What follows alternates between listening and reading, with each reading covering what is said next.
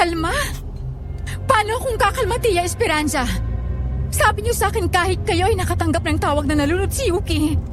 Kaya nga tayo nagpumilit na makakuha ng flight pauwi dito sa Pilipinas, hindi ba? Ay Diyos ko, Josephine! Magdahan-dahan ka naman! Hayan at papasok na lang tayo sa rest house ni Vanica ay baka maaksidente pa tayo! Aba, ay bakit walang tao dito? Naku po, Josephine. Talaga yatang napaglaruan tayo ng kung ano sa Japan. Pasensya ka na. Nabigyan patuloy kita ng stress. Kumalma na tayo, ha? Hoy! Bakit mo binubuksan yung pinto ng bahay? Papasok ako. Hindi naman nakalaki. Medyo nakawang pa nga, oh. Ibig sabihin may tao dito. Baka naman hindi lang nailak. Hindi! Mga baboy! Mga walang iya! Anong ginagawa niyo sa harap ni Yuki? Dear Miss Amy, minahal ko siya kahit siya'y aswang. Dear Miss Amy, pag-ibig ba ito o sumpa? Dear Miss Amy, natatakot ako sa kanyang lihim. Ito ang aswang love story. Dear Miss Amy.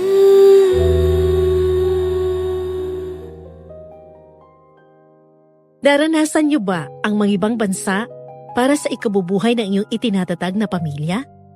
Ang hirap labanan ng homesickness, ano? Pero paano kung sa kabila ng paghihirap ninyo, malalaman niyong niloloko pala kayo ng asawa niyo at sa best friend yun na kumare niyo pa? Ito ang dinanas ng ating letter sender para sa ating upload ngayon. Kung nakaka-relate kayo sa karanasan niya, open ang aming comment section para sa inyong lahat. Kahit wala kayong kaparehong karanasan, pero gusto niyo nang iparating sa amin ang inyong opinyon, lapag lang kayo ng komento. Labis namin ikasisiya ang makita ang inyong mga komento. Samahan niyo kami hanggang sa katapusan ng kanyang sulat.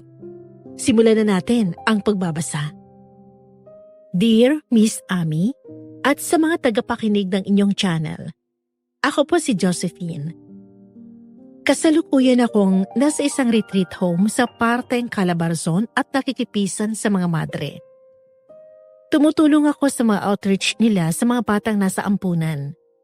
Nagbabaka sakali na baka muling gumawa ng paraan si Yuki para makausap at makasama ko.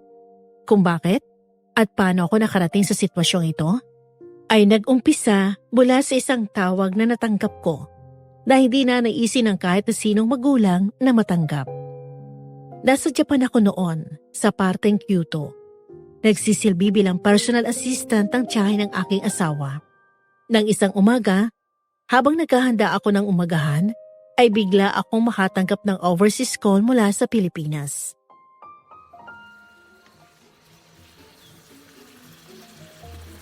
Ohio, Josephine! Ohio! At please lang po wag niyo na ako ni Hongguhin. Dahil ang good morning na yan ang kahustuhan ng alam kong Japanese phrase. Hay nako kang tao ka, Josephine. Sabi ko sa'yo, mag-practice ka. Anong silbi ng galing mo sa pagsusulsi kung bukya ka sa pakikipag-usap? Paano na kung hindi mo ko kasama? Tutulala ka na lang, parang timang. Puro hi. Lumulusot naman eh. Lusot ka dyan. Ang daming nagkakakross na sakang sa'yo sa totoo lang. Kaso naman, hindi ka makausap at gawa ng limitadong Japanese vocabulary mo. Grabe naman sa sakang, Tia. Pwede namang singkit na lang. Nagiging katunog niyo tuloy yung mga Japayuki nating customers dito sa tailor shop na niyo. Ang singkit, bansag sa mga Chekwa.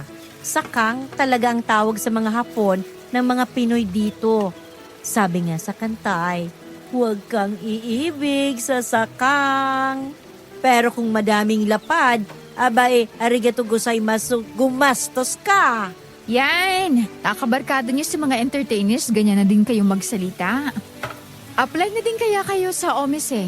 Siguradong kikita kayo ng malaki. Type! Yan kasi. Sige, tili pa kayo.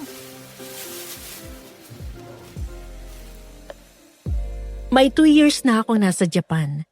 Nagtatrabaho bilang all-around girl Friday ng tita ng asawa ko. Siya si Tia Esperanza.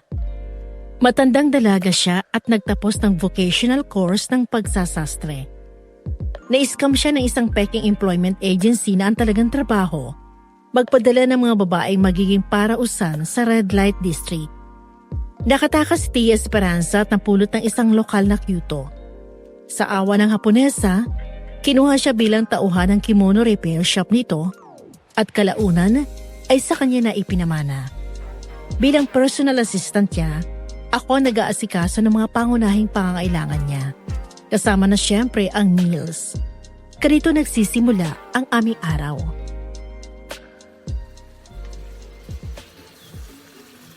Eto pang isang basong tubig. Kasi naman, kundangan na may patili-tili pa kayo. Nainom na ba ninyo yung pang-umagang gamot ninyo? 30 minutes before breakfast yun. Opo, Manang Josephine. Nanermon ka na naman. Maituloy ko lang yung usapan natin. Kung bata-bata pa talaga ako hahada ako doon sa red light at mansasaklang ng mga Hapon. Ay, kalokohan nyo talaga, Tia Esperanza.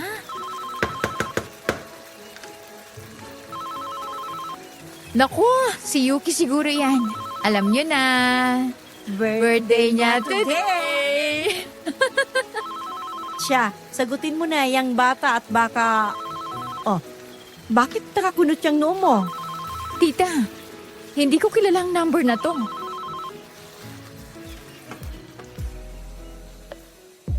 Pagkakita ko sa numero nakarehistro sa screen ng cellphone ko, bigla ako nakaramdam ng kakaibang kaba. Yung wala namang dahilan, pero ramdam mo na may masamang bagay o balitang nagbabadya. Parang may mga malamig na kamay ang pumipigil sa akin na sagutin ang tawag. Nanginginig ang kamay ko na pinindot ang answer button. Hello? Oo, ako nga si Josephine. Sino sila? Hindi. Josephine, anong nangyari? Ano't nabitawan mo na ang cellphone mo? Hindi ito totoo. Ayoko maniwala. Naku po, ano't wala nang kulay iyang mukha mo? Ano bang sinabi ng tumawag? Tia, si Yuki! Si Yuki! Diyos ko po, ang aking munting angel! Yuki! Bakit mo iniwan si Mama?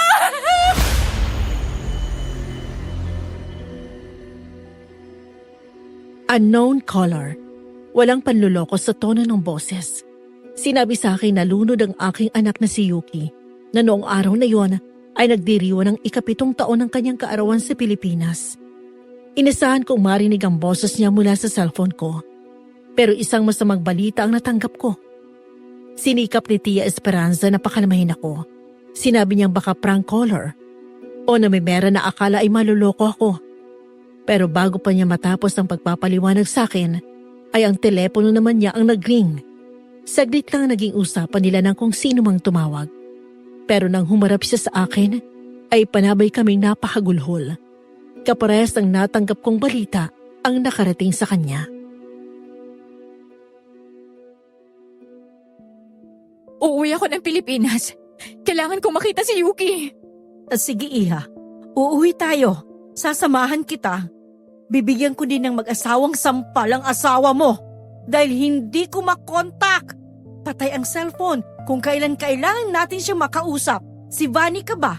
Tinawagan mo na. Hindi rin po sumasagot eh. Aba, anong nangyayari sa mga lintik na yon? Tia, paano kung totoo natanggap nating balita? Hindi ko po kakayanin. Kailangang tibayan mo ang loob mo, Iha.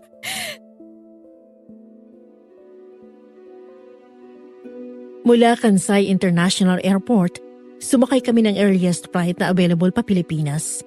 Bandang hapon ay nakalanding na kami sa Maynila at nakadaan na sa bahay ni Tia Esperanza sa Quezon City para kumuha ng sasakyan na siyang ginamit namin papunta sa rest house ni Navanica. Doon nakatakdang idaos ang kaarawan ni Yuki. Gabi na nang marating namin ang lugar at muntikan pa kami mabangga dahil sa nagmamadali akong marating ang rest house para makita ko ang aking anak. Umasa akong isang masamang biro ang tawag at muli kong mayayakap si Yuki. Pero hindi. Pagbukas ko ng nakaawang na pinto ng rest house, tumambad sa akin ang aking asawa at si Vanica. Kapwa walang saplot. Nasa tumba-tumba at nakapaibabaw si Vanica sa kanya. Habang ang maliit na ataon ni Yuki ay nasa harap nila. Mga pa! ginagawa niyo sa harap ni Yuki? Josephine! Love! Huwag mo akong malaf-love dyan, ha? Iliyaban ko kayo ng impacta makatingigan na babae yan! Mare, hayaan mo muna kami magpaliwan. Wala akong kumaring ahas! At wala akong asawang taksel! Ang kapal na mukha mo na tawagin pa akong Mare! Kayong kinakabayo mga asawa ko! Josephine, Huwag mong maituloy-tuloy ang sasabihin mo! Pareho kayong may kasalanan. Ikaw na babae ka! Mangangati ka na lang! Asawa ko bang pinili mong kumamot sa'yo? At ikaw, George! Talaga namang kinamot mo pa ang nangangating harap niya! Anong gusto mong gawin ko? Wala ka dito. Wala akong makaramay. Karamay pala, ha? Umalis kayo ng babae niyan sa harapan ko! Bago ko pa kayo mapatay at kayo ang bahay ng mga nakikiramay, mga hayop!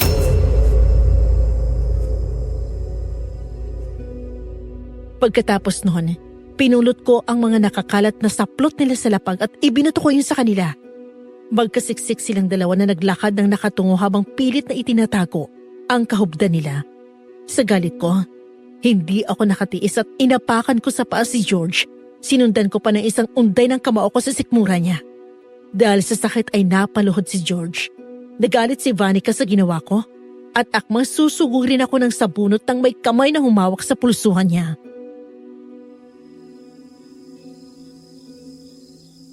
Tama na. Umalis na lang kayo ng tahimik. Nananakit ang babaeng yan eh. Anong gusto nyo? Basta na lang naming tanggapin ang pagwawala niyan? Kayo ang nagkamali. Matuto kayong magpakumbaba. Asawa yung tinarantado nyo. Oh, tuluyan mo ng kinalimutan na kasalang lalaking kinalantari mo. Umalis na lang kayo, Vanica. Kumilos na kayo, George, at magbihes. Hindi ganyang nakahayang ang mga kahubdan ninyo. Magkaroon naman kayo ng kahit kaunting kahiyan. Tayo na, Vanica. Hintayin mo ko, Josephine. Mag-uusap tayo. Hindi, George. Wala na tayong pag-uusapan pa. Iaalis ko sa lugar na tong anak ko. At doon ko na siya ibuburo sa lugar namin. Anak ko din siya, Josephine. Anak natin siya. Nawala na ang pagiging ama mo sa kanya nang gawin niyo ni Vanica. Ang kababuyan ninyo sa harap mismo ng kapaong niya. Sa tulong ni Lolo Ambo na family friend ng pamilya namin at ni Tia Esperanza, naiuwi ko sa family home namin si Yuki at doon na ibinurol sa amin salas.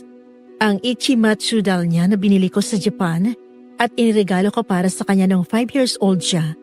At ang huling larawan na kinuha para sa kanyang 7th birthday party sana, nakapatong sa ibabaw ng kanyang kabaong.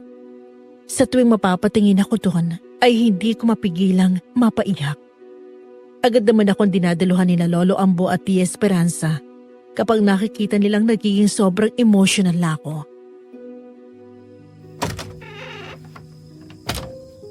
Lagi niyang yakap ang Ichimatsu doll na yan.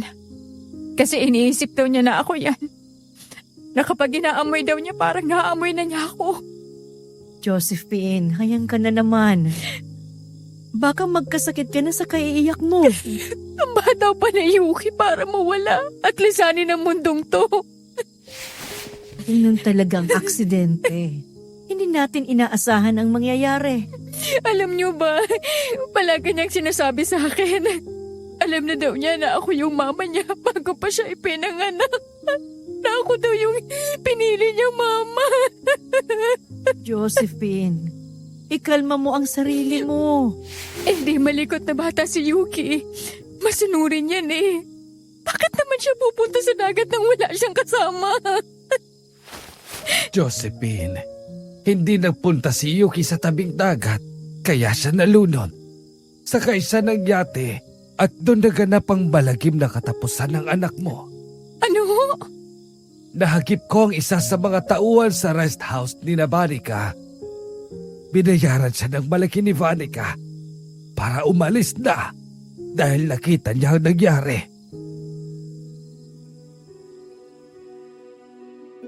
Ayon kay Lolo Ambo, yung tauhang yon ang nagpapatakbo ng yate. At silbing tagabantay ni Yuki habang nasa kabilang banda naman, sina George at Vanica. Hindi niya namalayang nakaalis ng bata sa tabi niya at nakapunta sa dalawa. Inabutan ni Yuki na naghahalikan ng dalawa at nagsisigaw ang bata. Dala ng impluensya ng alak ay nagpantingan tenga ni Vanica at nasampigan nito si Yuki dahilan para mahulog ito sa dagat at malunod. Ang tawag na natanggap namin ni Tia Esperanza tungkol sa pagkalunod ni Yuki ay galing mismo sa tauhang yon. Patakas niyang kinuha ang mga numero ninyo na Esperanza mula sa cellphone ni Vanica. Naawa daw kasi siya kay Yuki at sayo. Dahil balak talaga nung dalawa, ay saka na lang sabihin sa'yo kapag naipalibing na ang bata. Hayop! Mga hayop sila! Demonyo! Walang kapatawaran! Pagbabayarin ko sila! Ay naku, Josephine. Maghunos dili ka, iha. Lolo Ambo, tawagin ninyo ang nurse, bilis. Sabihin niyo na kailangan ng tranquilizer. Oo, sige. Hayop kaya, George! Vanica!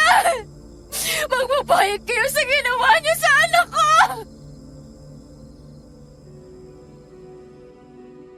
Tinurukan ako ng pampakalma. Pagkatapos ay inalalayan ako ni Tia Esperanza sa kwarto ko para makapahinga. Panay ang daloy ng luha ko habang nakahiga ako. Napatingin ako sa litrato sa may bedside table ko. Isang larawan na kinuha sa ospital matapos kong manganak. Nakangiti kami ni George at buhat namin si Yuki. Nagbalik sa akin ang nakaraan. 7 taon na nakalipas nang bigyan kami ng mga magulang namin ni George ng flight tickets papuntang Japan. Nasa kalagitnaan ako ng pagluluto ng breakfast noon nang dumating si Tia Esperanza. O ano, George? Sinong bagong dating? Ako. Sino pa bang inaasahan yung darating, Josephine? Tia Esperanza? Bakit po kayo napadalaw? Ang mama mo kasi at ang mama ni George ay napagkasunduan na regaluhan kayo ng flight tickets pa Japan. Reward niya sa inyo para daw ma-inspire kayo na lalong magsigla sa buhay. Nakakaya naman po kay na Mama Susan at kay Mami. Sila na nga pong sumagot sa kasal namin ni George. Sus, kasal ba namang matatawag ang civil wedding ninyo? Tia, kayong granding kasal sa simbahan o simpleng kasal sa West, parehong binding yon. Ang mahalaga ay legal na kami ni Josephine at hindi ba sa live-in na lang. College sweethearts kami ni George at parehas galing sa may kayang pamilya. Pero on and off kami hanggang sa makagraduate dahil priority namin na makatapos ng walang kahit anong issue. 5 taon kami naging mag-on pagkatapos nun at kalaunan, nagdesisyon na kami magsama. Hindi kami humingi ng suporta sa mga magulang namin dahil gusto namin patunayan sa mga sarili namin na hindi kami magiging pabigat. Bagay na hinangaan ng magkabilang partido. 7 taon kami nagsama ni George, saka kami nagdesisyong magpakasal na sa West.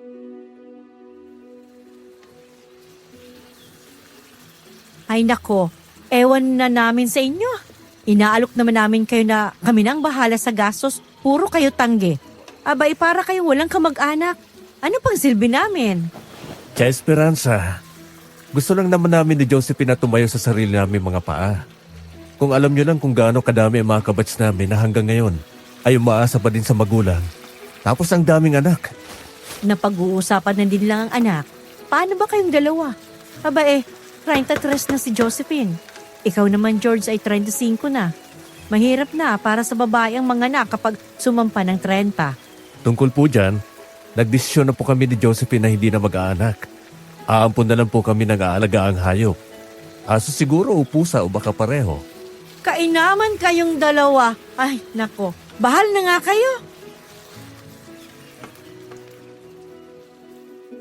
2 weeks all-expense paid trip ang bigay ng mga magulang namin.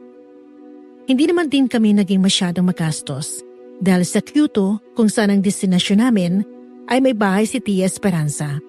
Doon kami tumuloy sa halip na sa hotel. Sa huling araw ng aming bakasyon, ay napagdesisyonan namin na dumaan sa isang maliit na shrine na kilala sa pagbibigay ng biyaya ng masayang pagsasama sa mag-asawa. Habang nandun kami, ay may ginawa si George.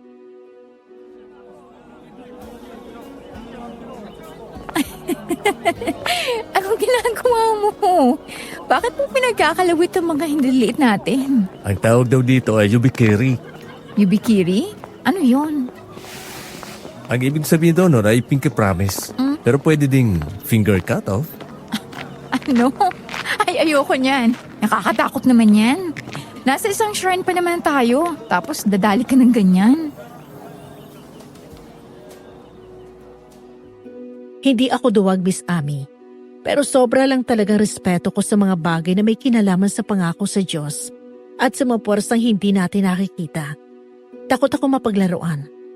Kaya naman nung marinig ko ang paliwanag ni George, ay agad kong pinawi ang kamay ko. Pero naging maagap siya. Hinawakan niya ako sa pulsuhan at tinitigan ako sa mata.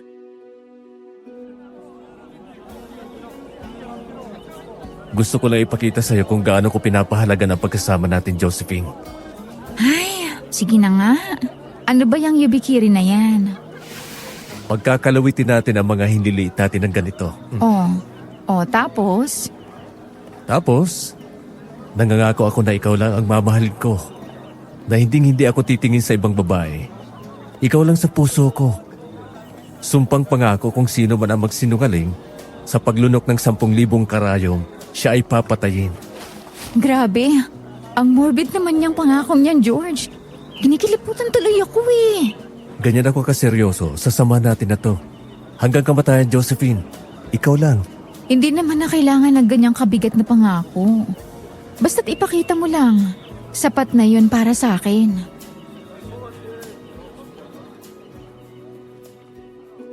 Nang sumunod na araw ay nagpunta na kami sa airport para umuwi pabalik sa Pilipinas. Medyo hindi maganda ang gising ko noon. Nahihilo-hilo pa ako at parang nilalagnat. Ipinagpalagay ko na lang na dala ng pagod.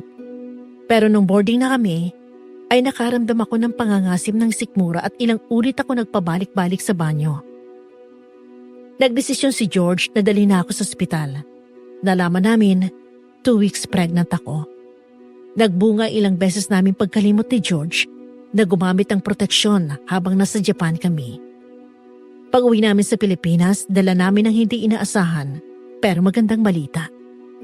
Sinalubong kami sa bahay ng tuwang-tuwa na si Tia Esperanza, habang ang best friend kong si Vanica naman ay biglang-bigla. Nako, George! Kay gandang balita! Magiging lola na kami ng mga mama nyo. At bago kami tumandang tanda, ay mararanasan namin na magkaapo. Tia Esperanza, sabihin nyo naman kay mama na pahawakan sa amin ang aming anak. Baka naman pagkalagsang ng bata ay hindi na ninyo bitawan. Ipinapaalala ko lang sa inyo na kami po ang magulang. Ubod ka ng damot. Nagpapaalala lang po ako.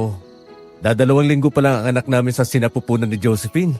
Kaya no, at mas bahiting-bahiti pa kayo sa amin. Baka naman mamaya may pusod pa ang bata ay ini-spoil nyo na. Akala ko ba hindi na kayo mag-aanak at pets na lang ang pagbubuhusan nyo ng atensyon? Ano't bigla kayo nagdesisyon na bumuo ng bata? Hindi nga din namin inaasahan ang nangyari, Vanica. Ilang beses kaming nakalimot na gumamit ng proteksyon. Hindi ko din inaasahan na may nabuo. Kundi pa ako inatake ng matinding morning sickness nung boarding na kami. Hindi naman kasama sa plano ninyong bata, di ba?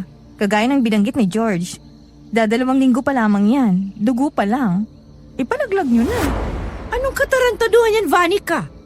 Hindi ka ba nangingilabo sa sinasabi mo? Nagiging praktikal lang naman ako. Hindi nila pinagplanuhan na magkaroon ng anak. Baka mamaya yan mapabayaan lang nila. Kaysa sa magdusa ang bata, edi ilaglag na lang. Natagpuan ko ang sarili ko na napangiti sa tagpong yon. Halo ang ngiti ng saya at ngiti ng pait. Yun ang mga araw na inakala kong ayos lang ang lahat. Nakaibigan kong tapat si Vanica. Natotoong loyal sa akin si George. Nang maalala ko ang pagtataksil ng aking asawa, ay napahagulhol ako. Biglang nagbago ang paligid. Umulan ng yelo at natagpuan kong sarili ko sa mismong shrine kung saan nangako si George sa akin.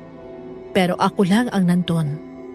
Nang iligid ko ang aking paningin sa lugar, ay may nakita akong isang magandang babae na puting-puti ang mahabang buhok. Parang snow ang balat niya sa sobrang puti. Maging ang suot niyang kimono ay puting-puti din.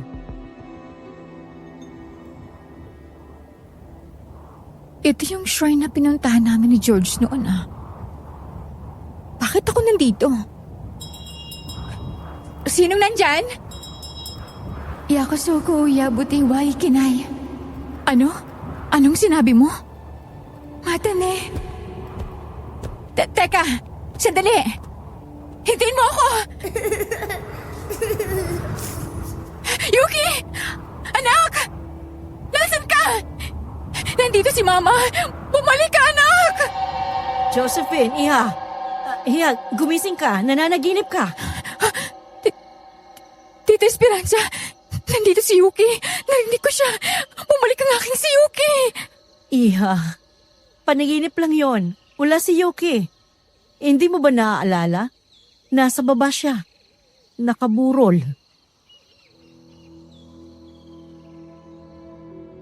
Biglang bumalik ang lahat sa akin. Oo, wala ng aking munting anghel. Namatay siya habang wala ako. Napayakap ako kay Tia Esperanza at humagulhol. Nang tuluyan na akong kumalma, ay ikunento ko sa kanya ang napanaginipan ko.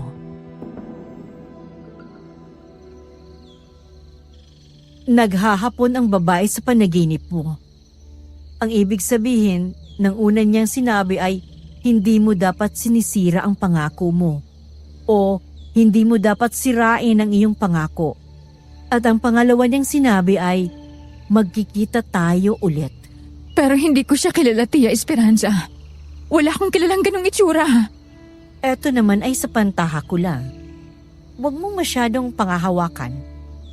Alam mo, sa tinagal-tagal ko sa Japan, parang katulad din nila tayo. Naniniwala sila sa mga nilalang na hindi nakikita ng ating mga mata. Parang espiritu. Maligno. Engkanto, ganon. Oo, sa tingin ko, nang magbitaw ng pangako niya si George, ay may nakarinig na nilalang sa paligid. At yon ang nagpakita sa'yo. Sana lang ay mali ako. Pero mukhang mapapalo si George sa ginawa niya. Winalawala ko na lang ang sinabi ni Tia Esperanza. Inisip ko na baka sinakyan lang niya ako bilang konsiderasyon sa damdamin ko.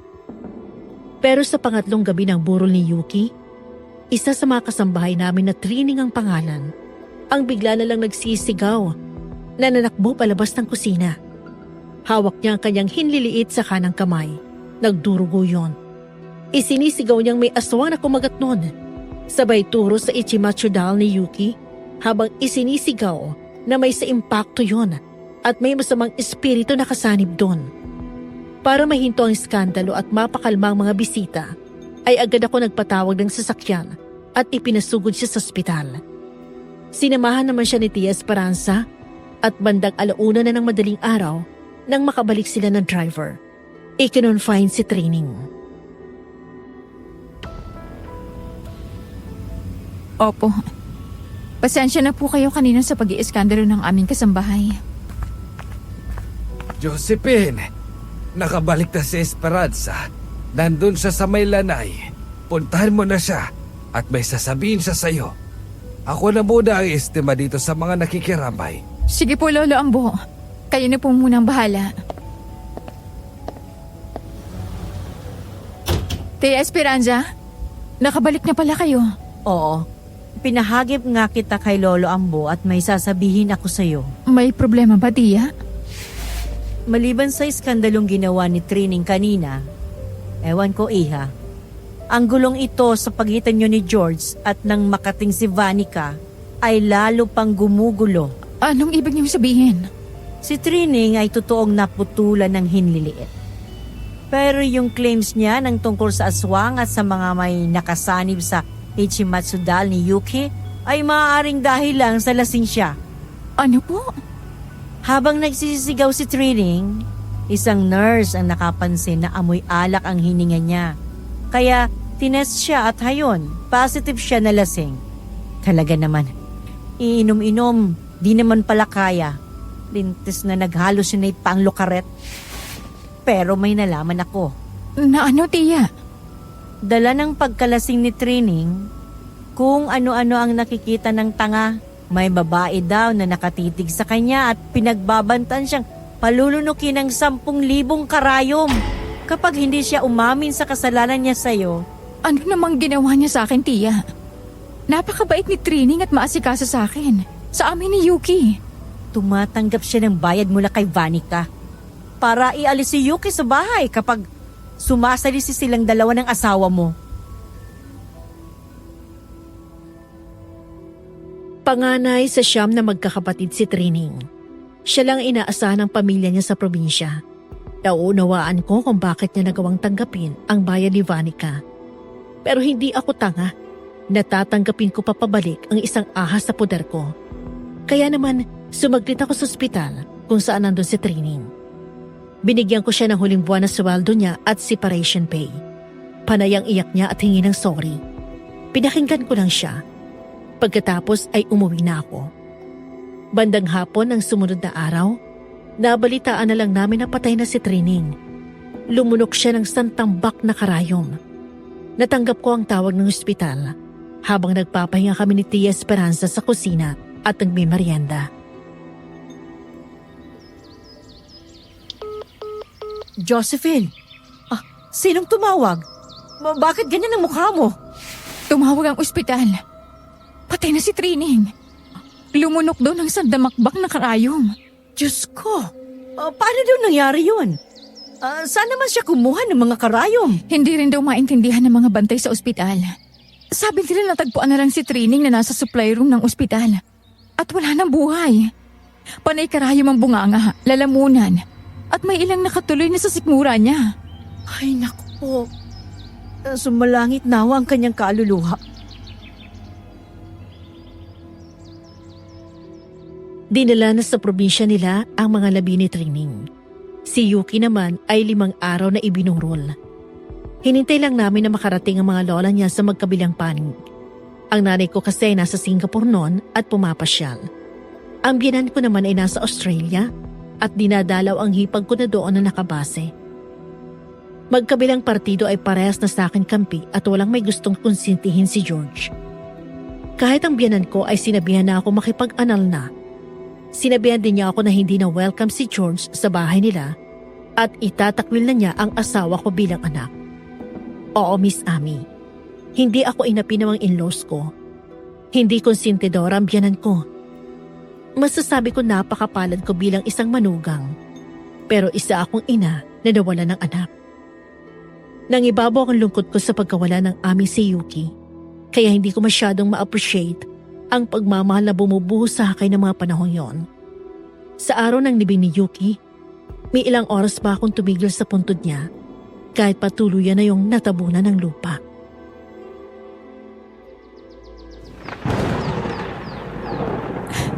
Nak, Yuki, naririnig mo kaya si Mama? Sorry, wala ako sa tabi mo nang mawala ka. Nasaan ka man? Sana masaya ka. Hindi ka malilimutan ni Mama. Josephine, uulan na. Halika na. Umuwi na tayo. Ipinapasabi ni ng mama mo na pasensya ka na at nauna na silang umuwi. Hindi na kasi kaya ng mama mo ang lungkot. Naunawaan ko po si Mama. Ang sakit. Ang sakit-sakit nito. Halo-halo lang nararamdaman ko. Tinatanong ko pang sarili ko kung bakit buhay pa ako sa kabila ng matinding sakit na to. Tinatanong ko ang Diyos, bakit hindi na lang ako? Malulungkot ang anak natin yan. Kapag narinig kanyang nagkakaganyan ka. At ano naman ang alam mo sa nararamdaman ng anak ko? Anak natin. Ama niya ako, Josephine. Ama? Ang kapal na mukha mong tawagin pa din na ama ka ni Yuki. Kayong wala kang nagawa nang pagbuhatan siya ng kamay ni Vanica sa yate. Anong katarantaduan niya sinasabi mo, ha? Naglaro si Yuki sa tabing dagat. Kaya siya nadala ng malaking alon at nalunod. Hanggang huli? Hindi ka aamin, ano? Isinama ninyo si Yuki nung gabi. Nagsalita ng tauhan ni Vanica na kasama niyo sa yate. Hanggang kailan ka magsisinungaling? Gusto mo bang tingnan ang mukha mo ngayon? Putlang-putla ka. Mag-usap tayong tatlo, Josephine. Ikaw, ako, at si Vanica. Oo naman, George. Mag-uusap pa tayo. Sa korte! Oh. Pagbabayarin ko si Vanica at ikaw. Hindi ako tatahimik na lang. At itatratong aksidente ang nangyari kay Yuki. Itinuloy ko ang kaso laban kina George at Vanica. Tumayo din bilang saksi ang tauhan ni Vanica na kasama nila sa yate na siyang nakakita ng pangyayari. Pero naibasura lang ang kaso ko. Dahil may tiyuhin si Vanica na judge sa Supreme Court.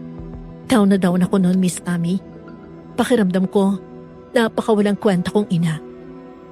Gusto kong bigyan ng maayos na buhay si Yuki kaya ako pumayag na maging assistant ni Tia Esperanza dahil malaki ang sweldo na inaalok sa akin. Napilitan ako mag-ibang bansa dahil ramdam ko hindi na sapat ang sinisweldo namin ni George sa Pilipinas para mabigyan namin ng maalwang buhay si Yuki. Naging kapalit naman noon ay ang pagkawala ng aming anak. Maging ang hustisyang aking nais para sa kanya ay hindi ko nakuha. Hapon na noon at paalis na kami ni Tia Esperanza nang magkasalubong kami ni na George at Vanica sa parking lot.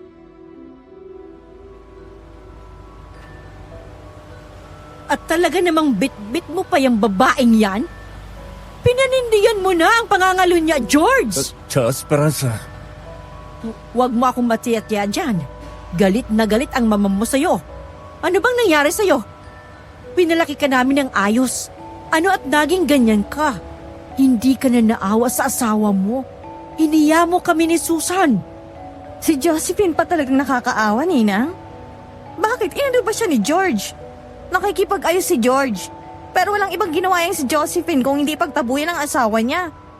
Para bang asong may rabies na laging nakaangil kapag kinakausap. Hoy, babaeng makatipa kaysa sa higad. Hindi na kita inaanak nang kalantariin mo ang pamangkin ko. At para sa kaalaman mo, nagbalik na ako ng kandila sa mga magulang mo.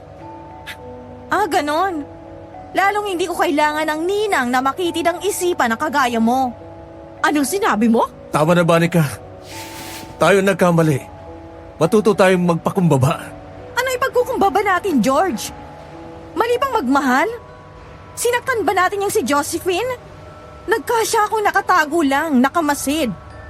Kahit ang biglang nasirang plano nyo na di kayo mag-aanak, sumuporta pa din ako. Nagninang pa ako kay Yuki. Anong sinabi niya, George? Bago pa dumating si Yuki ay... Matagal ko nang mahal si George. College days pa lang namin ni Josephine.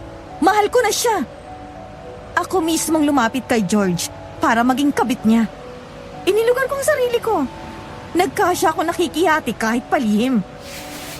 Diyos na mahabagin! Hindi ka lang pala makate. Garapal ka pa. Hindi ka kaya karmahin yan? Karmahin? Ang alam ko sabi sa Biblia, hindi masamang magmahal. Isa pa, at least ako tahimik na kabit. Alam kong posisyon ko. Kaya dapat si Josephine alam din niyang lugar niya. At yun na yung maging maunawaing asawa. Wow! Di ikaw na. Ang Dakilang Kabit of the Year Award for the most outstanding bantay sa lakay skills. Grabe! Pinanindigan mo talaga ang kakatihan mo? Makati na kong makati. At least ako, napaligaya ko si George sa mga pagkakataong kailangan niya ng mainit na katawan na mayayakap. Dapat ka magpasalamat ka pa sa akin eh. Naging generous ako. Hindi ko siya sinulot sa'yo. Impacta ka? Buburahan kita ng mukha! Ginagawa yan! Hindi sinasabi!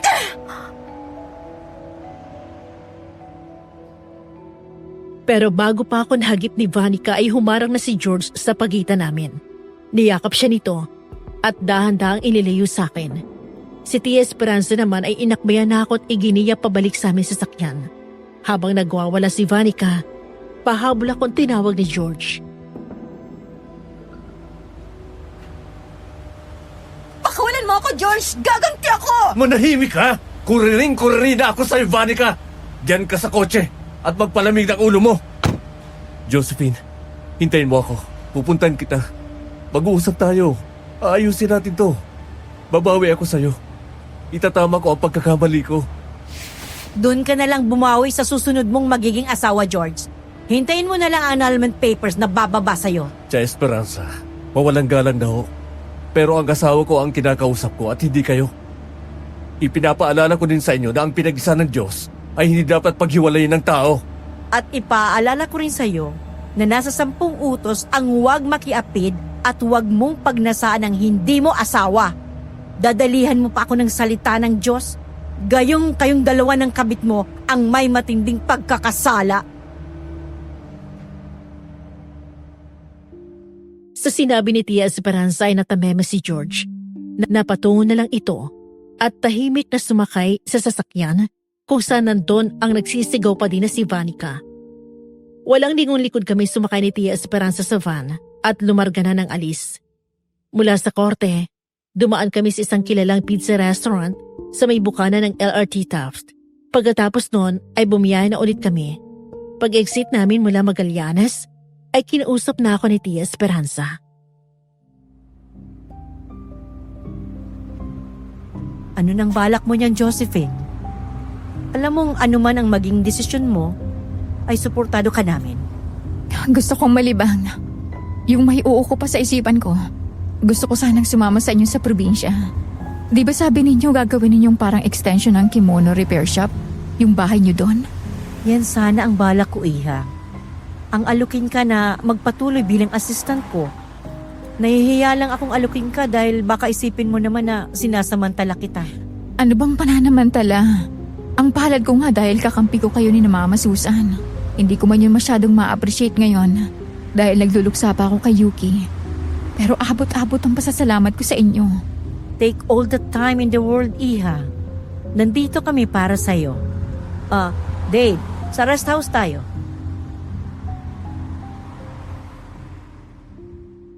Gabi na nang marating namin ang property ni Tia Esperanza. Magandang bahay at may malawak na solar. Maganda din ang pagkakalandscape. Maalwan sa mata at medyo malayo sa ingay ng kalsada. May ilan kaming katabing bahay na nakahanga din ng struktura. Pagdating namin, sinalubong kami ng ilang kasambahay. Ipinakilala ko ni Tia Esperanza sa kanila. Hindi bilang pamangkin ng asawa niya, kung hindi kanang kamay niya. Pagkatapos ay sinamahan na niya ako sa pinakalikod ng property kung saan may bungalow na nagsisilbing repair shop ng mga kimono na ipinapadala sa kanya ng mga kliyente niya sa Japan. Eto ang kimono repair shop ko dito. Pero hindi ito registered as business. Paano yon? Basta ibinabagsak na lang dito? Isipin mo na lang na para mga kamag-anak na nagpapaayos ng gamit ang mga kliyente natin. Ipapadala nila dito via courier ang mga kimono. Tapos, inaayos natin dito. Tapos, ipadadala ko pabalik kapag tapos na. Bali walang nakakaalam na taga rito na may ganito? Sabihin na nating isa itong kapilihan ko. Pero, ibinabayad ko naman ng maayos ang pamilya ng property na ito at sinasagot ko rin naman ang lahat ng benefits ng mga nananahi dito. Nabanggit nyo na lang din ang gumagawa. Ilang kami rito? May 8 akong regular na taga-repair. At may ilang part-timers. Basta ang kalakaran dito ay kapag kumuha ng kimono na i-repair, iaabot yun sa manager. Which is ikaw na. Kapag nakatapos, saka mo iaabot ang bayad. Paano ang pagkain nila? Sagot ba natin? Oo, merienda sa umaga, tanghalian, at merienda sa hapon. Kapag may overtime tayo, sagot natin ang hapunan at midnight snack. Hatid sundo din sila ng sasakyan sa pick-up at drop-off point. Marami pang ipinaliwanag sa akin si Tia Esperanza. Nagtapos kami sa usapan na babalik siya pansamantala sa Kyoto sa weekend at maiiwan ako doon para pamahalaan ang lihim niyang repair shop. Umalis si Tia Esperanza ng Sabado ng hapon. Saktong day off yon ng mga tauhan ng mga mananahi. Ang mga kasambahay naman ni Tia Esperanza ay abala sa kanya-kanyang gawain sa bahay. Kaya parang solo ko na rin ang lugar. Bit-bit ang ichimacho doll ni Yuki ay naupo ako sa swing na nasa bandang likuran ng property. Niyakap ko yun ng mahigpit at hinayaan kong tumulo ang aking mga luha.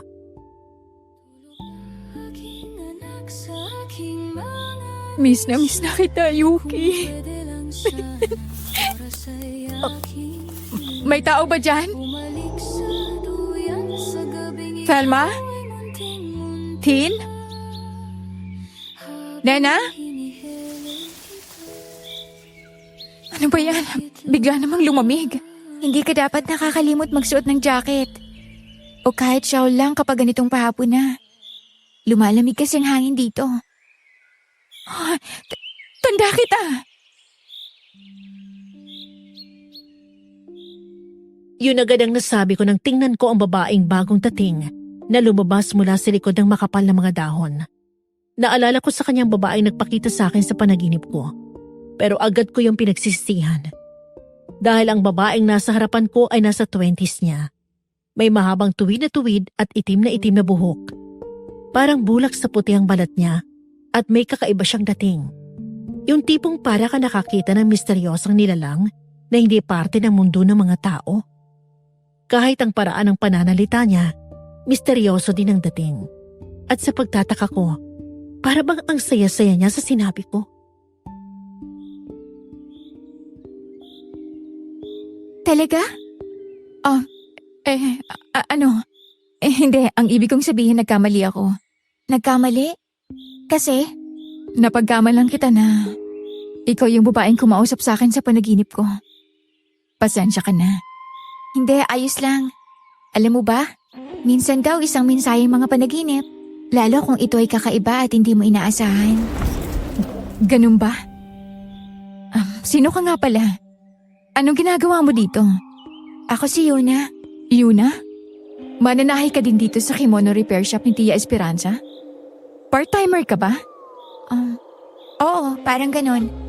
Part-timer nga ako. Walang tahi ngayon. Iaayos ko pa kasi mga bagay sa tahian para may mapaglagyan ng mga kimono na parating. Bakit ganyan ka makatitig? Nang lingunin ko si Yuna ay medyo nawirduhan ako sa kanya. Dahil ang paraan ng pagtitig niya ay parang si Yuki kapag kinakausap ko. Yung tipo bang ikaw lang ang nasa mundo niya? Eksaktong larawan ng 100% undivided attention.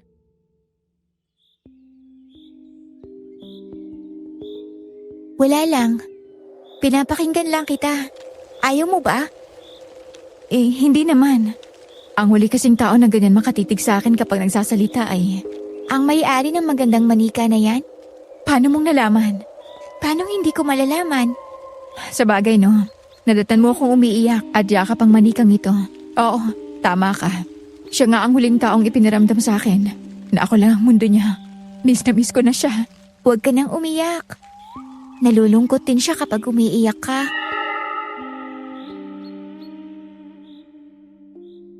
Pagkasabi nun ay marahan na pinahid ni Yuna ang luha ko. Tapos ay nginitian niya ako. Sa ginawa niya ay lalo ko lang naalala si Yuki sa kanya. Nang matapos siya sa pagpapahid ng luha ko, ay tahimik niyang hinawakan ang kamay ko. Marahang minasahe yun. Mga ilang sandali kami nanatili sa ganong posisyon hanggang sa narinig kong tinatawag ako ng isa sa mga kasambahay.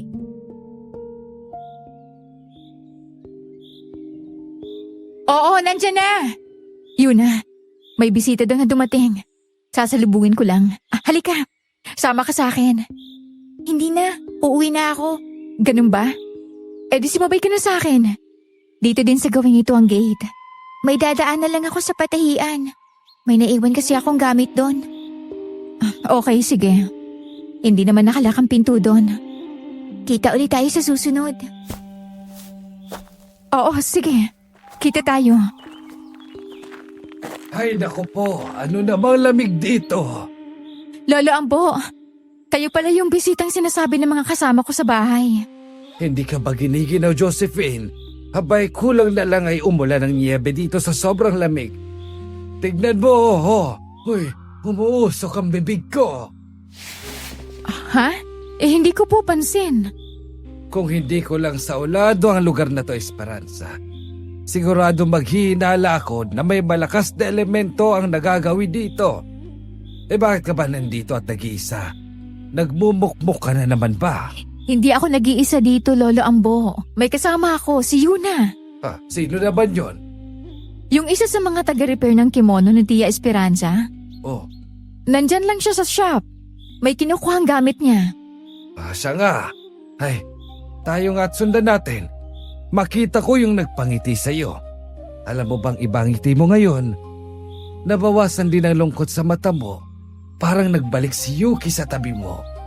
Hayan lang oh. Oh, ilang hakbang. Tara, ipakikilala ko kayo kay Yuna. Heto na tayo, Lola Ambo. Yuna! Si Josephine ako! May kasama akong kaibigan namin ni Tia Esperanza.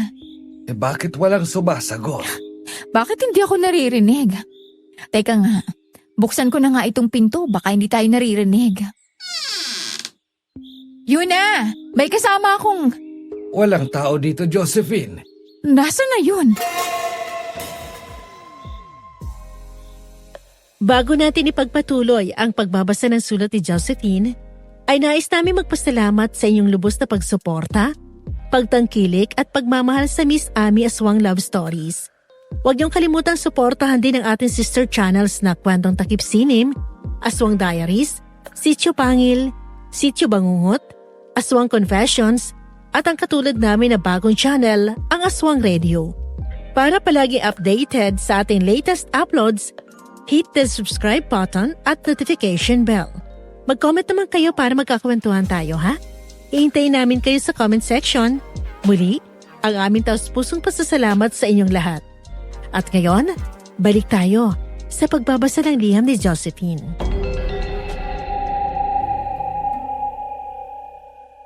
Binuksan ko ang pinto ng bungalow na silbing repair shop ng mga kimono. Inaasahang nandun si Yuna. Pero tanging katahimikan ang sumalubong sa amin ni Lolo Ambo. Hindi pa ako makapaniwala na wala si Yuna doon. Kaya pumasok ako at pinasadahan ng isa ang kabuuan ng lugar. Pero wala talaga si Yuna. Sa di ko maipaliwanag na dahilan, nakaramdam ako ng kakaibang lungkot at nagsimulang lumuha ang mata ko. Dapalingon ako kay Lolo Ambo. Wala si Yuna dito? Pansin ko nga, halo't umiiyak ka siya. Hindi ko din alam. Bigla ako nakaramdam ng lungkot eh. Tayo na nga, isara mo na tong shop mo at pumunta na tayo sa loob ng bahay. May dala ako na sigurado magpapasaya sa'yo, kahit na papano. Piyaya? Oo, piyaya. At mga pastel buns na mayayema. Wow! Gusto ko yan! Paborito din yan ni Yuki. Oops! Alam ko na kung saan pupunta yan. Wag ining. Alam kong namimiss mo si Yuki, pero wag masyado. Ang mabuti pa, paghatihan natin ang piyaya at pastel na yan, ang unang kagat ay para kay Yuki. Habang nagmimerienda ay sinabi ni Lolo Ambo sa akin na pinakiusapan siya ni Tia Esperanza na samahan na muna ako sa bahay niya. Dahil nag-aalala ito na baka kinakain ako ng pagluluksa. Iningiti ko na lang sinabi ni Lolo Ambo. Tumbok kasi ang sinabi ni Tia Esperanza at ipinagpapasalamat ko na nagpadala siya ng makakasama ko. Iba kasi ang pagluluksa kapag inatake ka ng lungkot. Daig mo pa ang sinasagasaan ng tsunami. Bagay na binanggit ko kay Lolo Ambo habang humihigop kami ng mainit na kaping barako sa garden.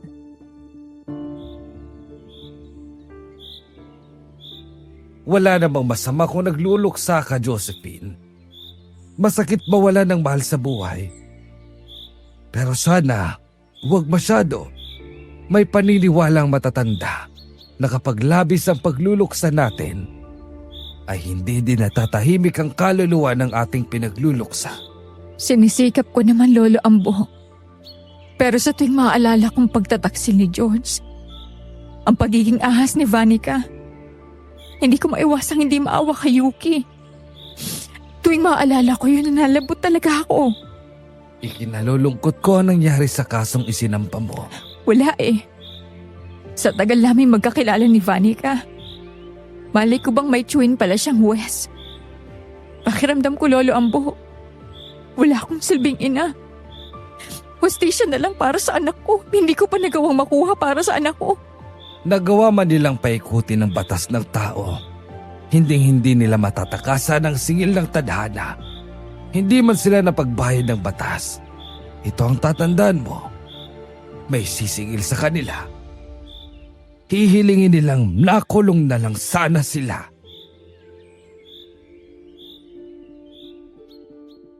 Lumipas ang ilang araw, naiayos ko na ang shop at dumating na mga kimunong aayusin.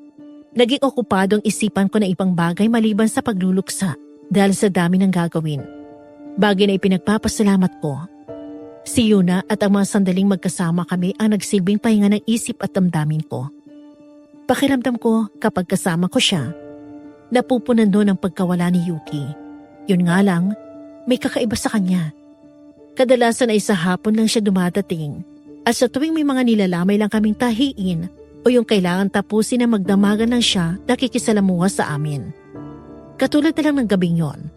Habang nagmamando ako sa mga nagre-repair, ay napansin ko na lang na nasa pwesto na niya si Yuna at abala na sa pagsusulsi.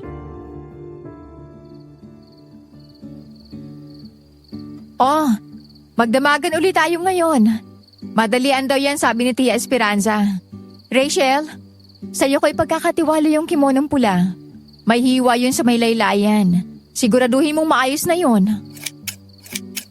Yuna? Nandiyan ka na pala. Hindi ko man lang nagparamdam. Busy ka kasi.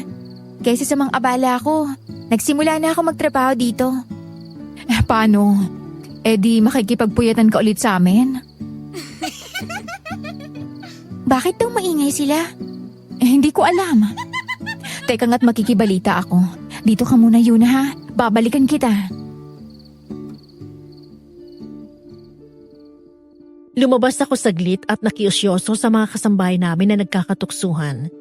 Nalaman kong isa sa kanila ay niyaya na ng kasal ng kanyang boyfriend. At kaya sila nag-iingay ay dahil sa gusto ng mga kasamahan niyang umabay sa kasal. Pagbalik ko kay Yuna, agad kong ibinahagi sa kanyang nalaman ko. Medyo na-off lang ako ng konti, Miss Ami, sa naging sagot niya.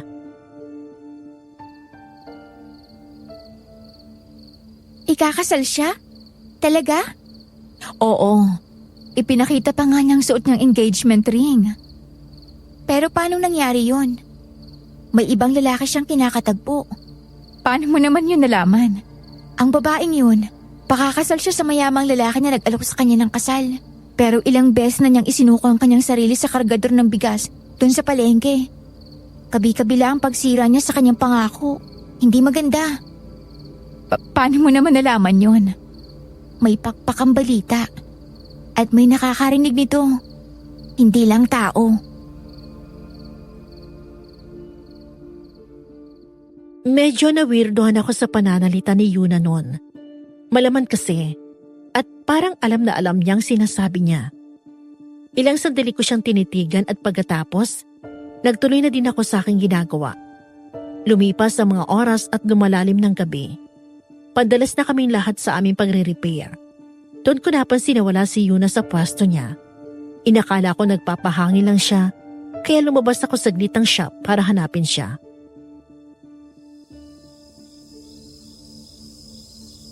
Yuna? Nandito ka ba? Aba, nasa na yun?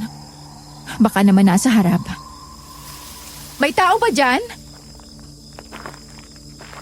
Josephine, anong ginagawa mo dyan sa likuran? At dyan ka pa sa may dulo, madilim dyan. Lolo Ambo, hinahanap ko si Yuna. Akala ko nandito. Pero hindi ko naman nakita.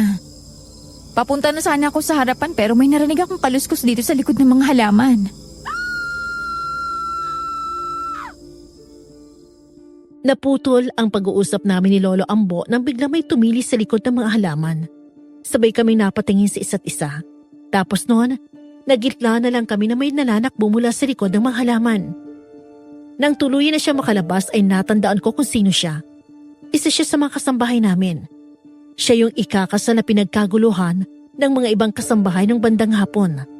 Agad namin siya nilapitan. Panay ang sigaw niya at ang lamig ng buong katawan niya. Magkatulong namin siyang inalalayan at tumayo para dalhin sa loob ng bahay. Pero bago pa namin nagawa yon,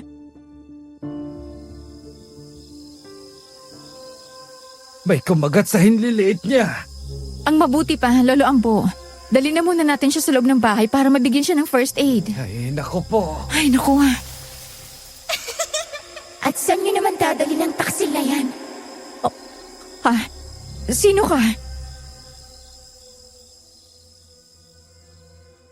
Isang babaeng maputi na may tuwid at itim na buhok ang lumabas mula sa likod ng mga halaman. Namumula ang kanyang mga mata. Ang kanyang labi na parang pinahiran ng pulang-pulang lipstick ay kakulay ng kanyang mga kuko na mahahaba. Nakasuot siya ng puting kimono na parang gawa sa niebe. Ang obi niya o yung sash na nakatali sa parteng bewang niya ay kakulay ng kanyang labi at kuko. May nakasalaksak na headdress sa tuktok ng ulo niya na animoy naglalakihang mga karayom. Maganda siya, pero may hatid na kilabot ang presensya niya.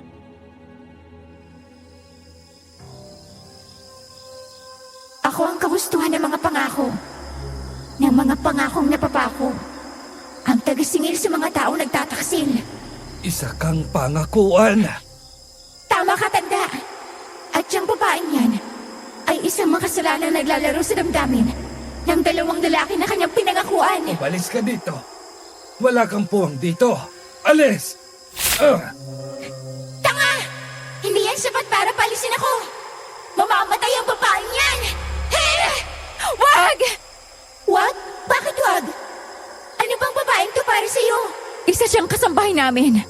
Hindi ko alam kung ano o gaano kabigat ang naging kasalanan niya. Pero hindi namin siya pwedeng basta hayaan na patayin mo na lang siya. Bakit mo siya pinagtatanggol? Hindi ba't ikaw ang biktima ng pangakong sinira? Paano? May pakpakang balita at ipinubulong niya ng hangin. Ang sino mang nagkasala ay aking sisingilin. Pagkasabi ng nilalang ng ganon ay nawala na siya. Ako naman ay sandaling natigilan. Narinig ko ang kaparehong linya na sinabi niya. Kasasabi lang yun ni Yuna nung magkasama kami sa patahian. Naputo ng aking pag-iisip nang marinig kong tawagin ako ni Lolo Ambo. Inalalaya namin ang kasambahay na makapasok sa bahay para lapatan ng paunang lunas.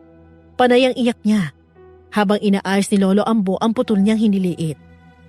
Ako naman ay nagpatawag na ng ambulansya para madala na sa ospital ang kasambahay.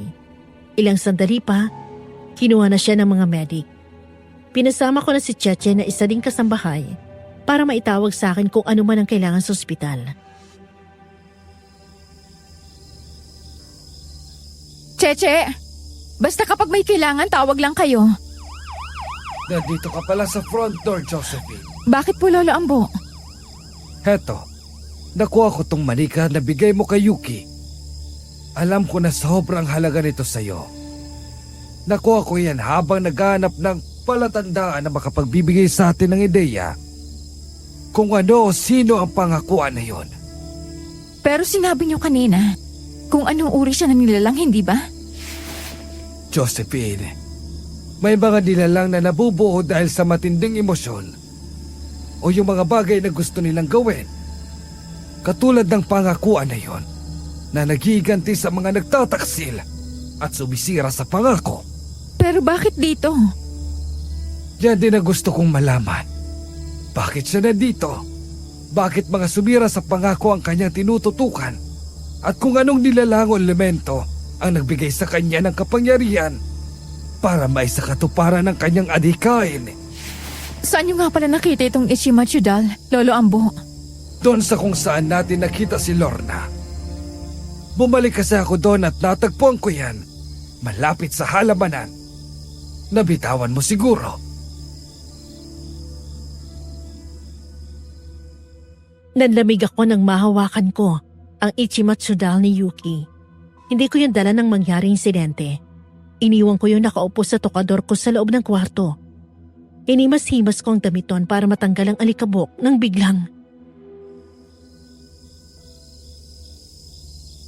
Aray!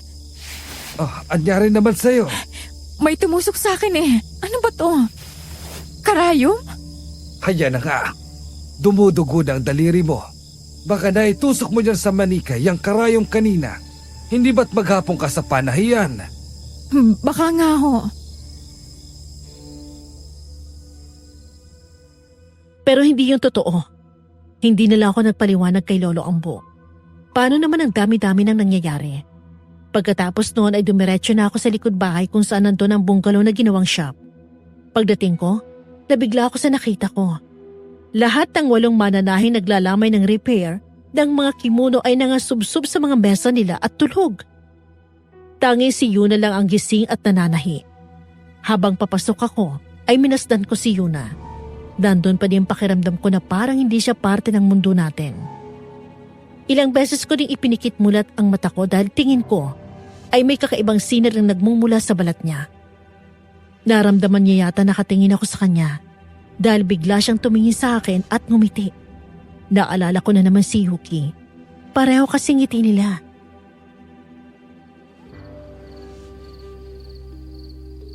Nakabalik ka na? Oo. Ikaw saan ka napunta kanina? Bigla kang nawala. Nagpahangin ako. Kasi, medyo nahihilo ako eh. Oo, ganun nga. Nahihilo ako kaya ako nagpahangin. Kasi 'di ba? Yung ibang mananahe nagpapahangin kapag nakaramdam ng hilo. Kaya ginaya ko sila. Saan? Nagpunta ako sa may swing kanina, wala ka naman doon. Naku, nagtutugo ang daliri mo. Ha? Eto? Wala to. Titigil na din yan mamaya ng konti. Natuog kasi ako ng karayom na nakatusok sa manigang to. Uy! Ano't sinubong mo yung daliri ko? Madumi yan! Nagulat ako nang bigla na lang isinubo ni Yuna ang daliri ko na tusok ng karayom. Pagkatapos ay marahan niya yung pinahiran ng panyo na galing sa kanyang bulsa. Pero ang labis na nagpagulat sa akin ay ang mga sumunod niyang sinabi. Alis ka na, sugat. Alis ka na, sakit.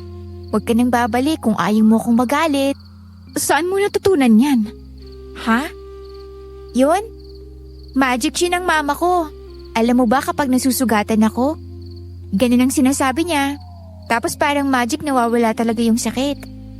Tapos ang bilis kumaling ng sugat ko. Bakit? Galit ka ba? Hindi naman. Nabigla lang ako. Yan kasi ang ginagawa ko kapag nasusugatan ng anak ko. Para hindi na siya umiyak.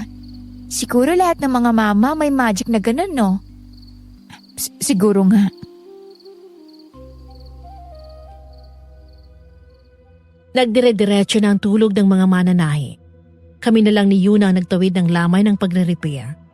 Nang magsimula ng sumikat ang araw, ay nagpaalam na siyang uuwi. Pinayagan ko naman na siya dahil magdamag na siya nagtatrabaho. Nang tuluyan na siyang nawala sa paningin ko, ilang sandali ang lumipas at parang nagdahilan lang ang mga mananahi na nagsigising. Tapos pa nahihingi nila ng sorry sa akin. Bilang tagapamahala, naging maayos naman akong kausap. Pero syempre hindi ko ibinigay ang buong sweldo nila. Kasi hindi naman natupad ang napagkasundoan na workload. Nagbigay na lang ako ng gratis. Tapos, pinaalalahanan ko sila na sana wag nang mauulit ang ganon. Nang makaalis na silang lahat ay bumalik na ako sa bahay. Bumawi ako ng tulog. Papalubog na ang araw nang magising ako. Diretso ako sa kusina, kung saan inabutan kong humihigop ng mainit na sabaw si Lolo Ambo.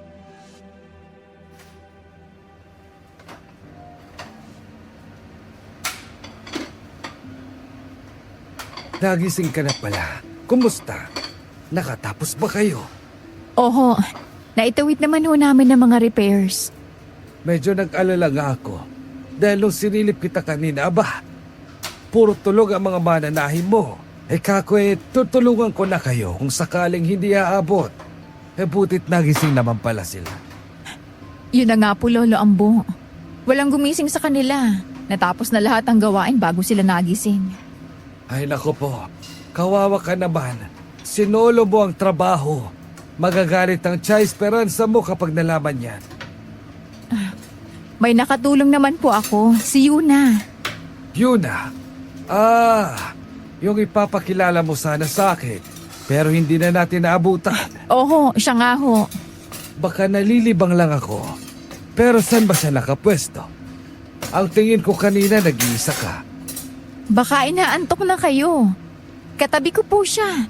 Magkatulong kaming nananahi. Hindi na kumibo si Lolo Ambo.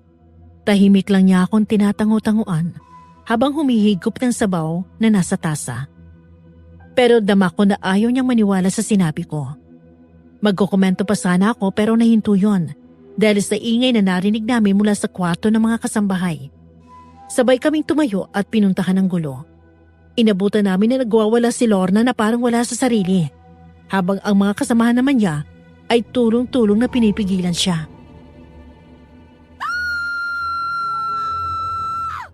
Ano bang nangyayari dito? Lorna! Tama na yan! Umayos ka nga! Josephine, nasaktan ka ba, Neng? Hindi naman, Lolo Ambo. Salamat sa pagsambot sa akin. Munti ka nang umataw ang ulo ko sa lamisita. Ano kayang gagawin natin? Tumawag na kaya tayo ng tutulong. Parang hindi na normal yung inaarte ni Lorna. Kailangan mo nang kumalma nitong si Lorna. Baka masaktan pa niyang ibang kasambahay natin. Lalong nadami ang problema. Oy, teka. Anong gagawin mo, Josephine? Lorna! Anong nangyayari dito? Bakit ka nananampal ng kasambahay, Josephine? Inabutan ni Tia Esperanza ang pananampal ko kay Lorna. Bagay na agad din naman niyang naunawaan ang ipaliwanag namin ni Lolo Ambo at ng mga kasambahay sa kanya ang buong pangyayari. Si Lorna naman ay pansamantalang nakatulog dahil sa pinainom ng resetang pampakalma. Gabi na, nang maging maayos ang lahat. Sa garden kami niyaya ni Tia Esperanza na maghapunan at para mag-usap dahil may dala siyang balita. At ang marinig ko yon, mixed emotions ako.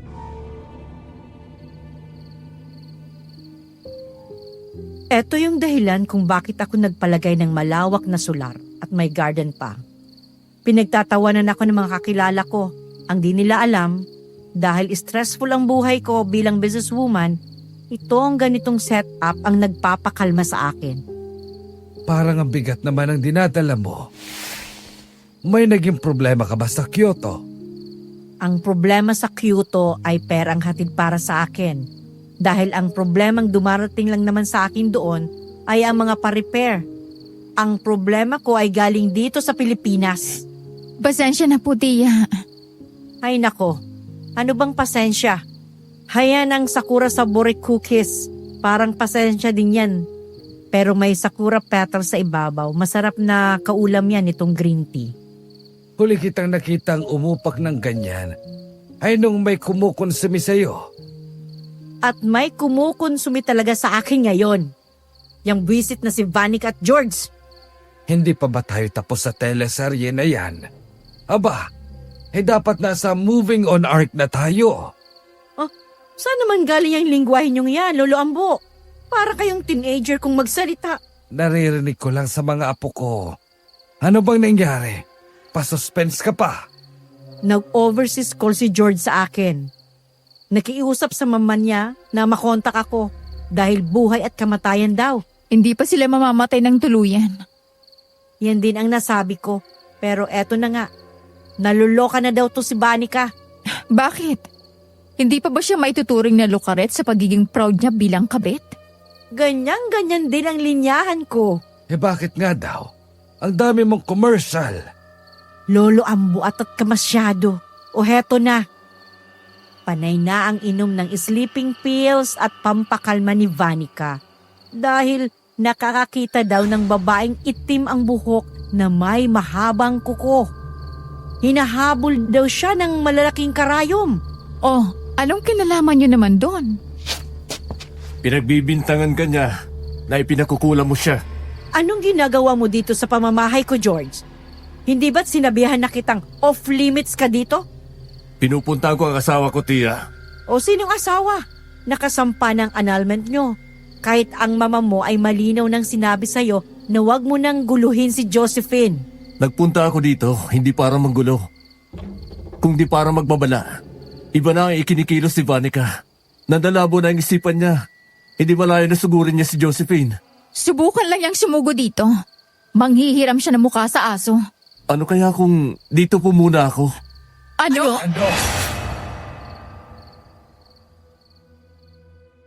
Para kami cartoons sa sabay-sabay na napalingon sa pinanggalingan ng boses. Nandun si George. Kasunod ang dalawang kasambahay ni Tia Esperanza na pilit siyang pinipigilan na lumapit sa amin. Dahil sa nagiging eksena na madramang sitwasyon, ay sinabihan na ni Tia Esperanza mga kasambahay na ayos lang. Nang iwanan kami ng mga yon, ay saka nagsalita si Tia Esperanza. Para kami synchronized singers na sabay-sabay napatanong ng ano sa sinabi ni George. Pero malumanay siya nagpaliwanag. Sinabi niyang walang mali siya ang pagpipresenta niya na dun muna manatili. Sa bandang huli, pinayagan siya ni Tia Esperanza. Pero dun sa pinakadulong kwarto siya inilagay. Maigpiti siyang sinabihan na huwag niya akong piliting kausapin kung ayaw ko. Bagay na inirespeto naman ni George. Pero sa pangatlong araw niya sa bahay, maayos niya ako in-approach. Magalang, walang pamimilit. Siguro medyo humupa na din ang emosyon ko, kaya hinarap ko din siya ng kalmante. Ang purpose ko noon ay foreclosure. Hapon noon, wala si Tia Esperanza noon at nasa swing ako.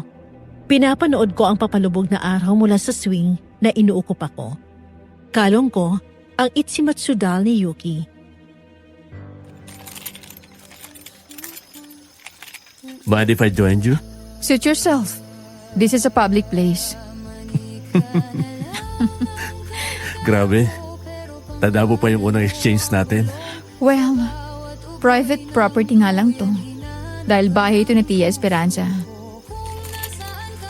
Yuki loved that doll. Kahit maliligo siya, kailangan kasama niya yan. Lagi niyang ipinapakisuyo sa akin na isabit ko sa hindi mababasa. Minsan ba naaalala mo pang anak natin? Palagi. Nagsisisi ka ba sa mga nagawa mo? Sobra. Lalo na sa parting sinaktan kita. Sa pagkakasira ko ng tiwala mo at sa insidente sa yate. George, gusto kong malaman ang nangyari. Pakikinggan ko yun kahit masakit. Basta sabihin mo lang sa akin ang totoo.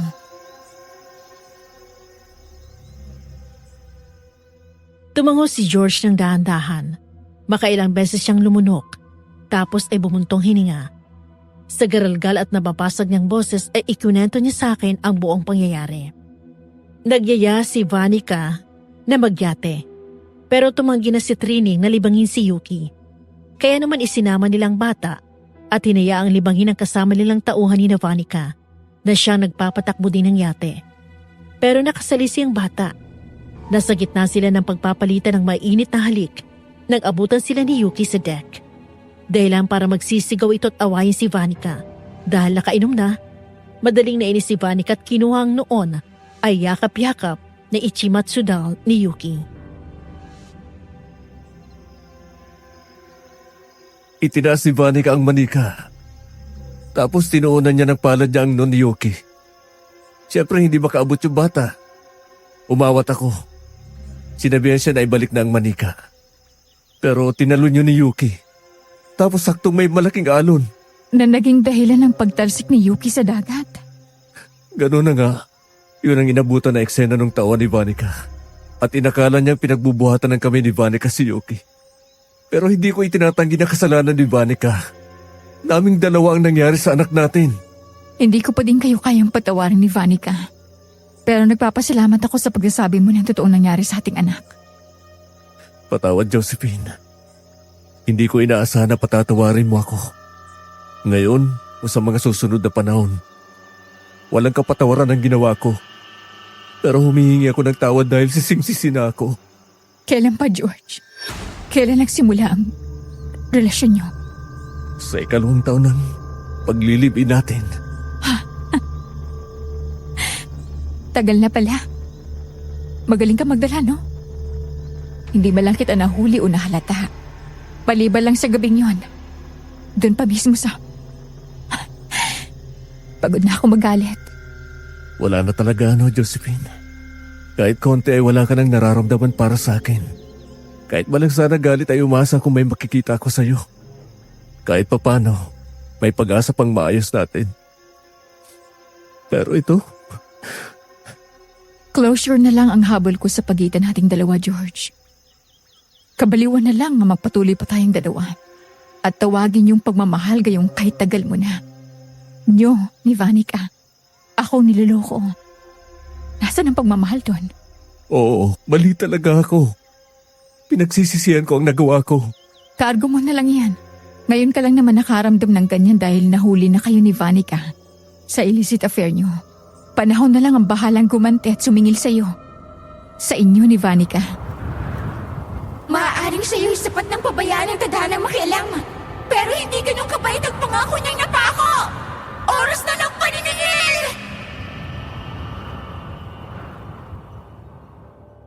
Saglit na umugong ang hangin. Animoy may malakas na bagyo. Sa isang kisap mata, nandun ang nilalang na kung tawagin ay pangakuan. Iniharang ni George ang sarili niya sa harapan ko. Ramdam na ramdam ko ang panginginig niya. Maging sa boses niya ay bakas ang matinding takot. Pero pilit siya nagpapakita ng katatagan.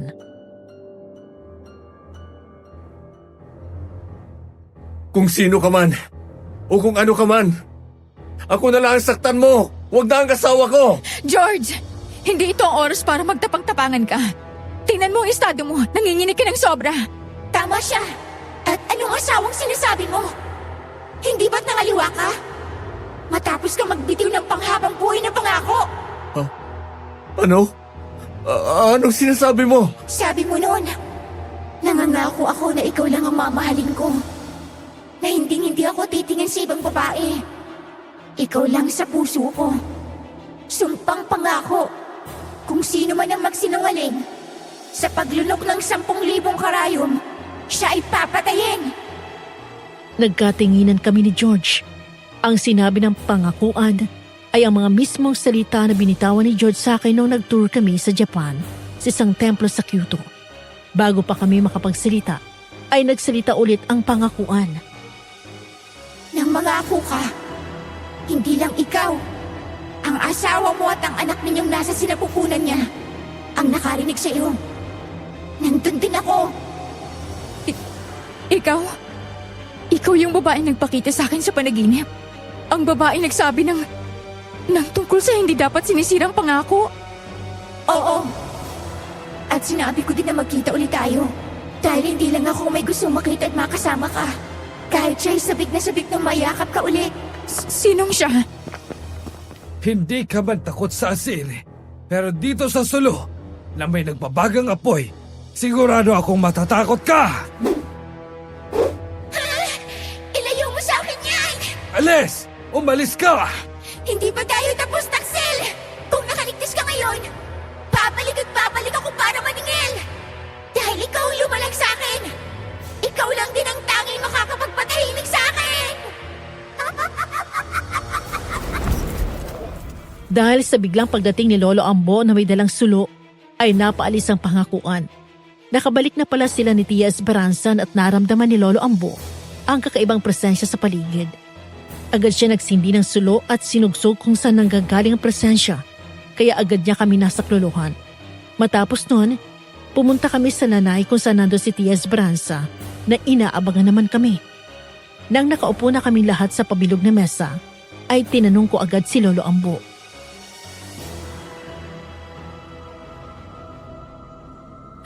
Paano niyang nalaman na ang kahinaan ng pangakuan? Ay sulo, Lolo Ambo. Josephine, gusto ko munang linawin sa iyo na hindi lahat ng pangakuan ay apoy ang kahinaan. Konforme yon sa nilalang na nagpahiram ng kanyang katawan para mabigyang katuparan ng isang marubdob na kahilingan. Anong nilang naman po ang katulong ng pangakuan na yon? Ang babae ng Niebe, o mas kilala sa Japan bilang Yuki Onna. Paano niyo namang nalaman yun? Pumunta kami ng Rizal at nagtanong sa isang kakilalang albularyo nitong si Lolo Ambo. Dati siyang aktibong manggagamot. Dinala namin ang isa sa damit na pinaghubaran mo, Josephine. Bakit ho sa akin? Dahil ikaw ang dinidikitan ng pangakuan na yon, mas tamang sabihin na itinatangi ka niya. Bakit ako? Ano na naman ba yun? Panginoon ko, hindi na natahimik ang bahay na ito. Pinuntahan namin ang mga nagkakagulang kasambahay at inabutan namin silang nakasiksik sa isang sulok ng servants' quarters. Nang makita kami ni Cheche na papalapit ay agad niyang itinuro ang ibabang bahagi ng isa sa mga double-decker na higaan. At doon ay nakita namin si Lorna. Nakanganga at nakalabas ang dila niya na punong-puno ng itinuhog na karayom.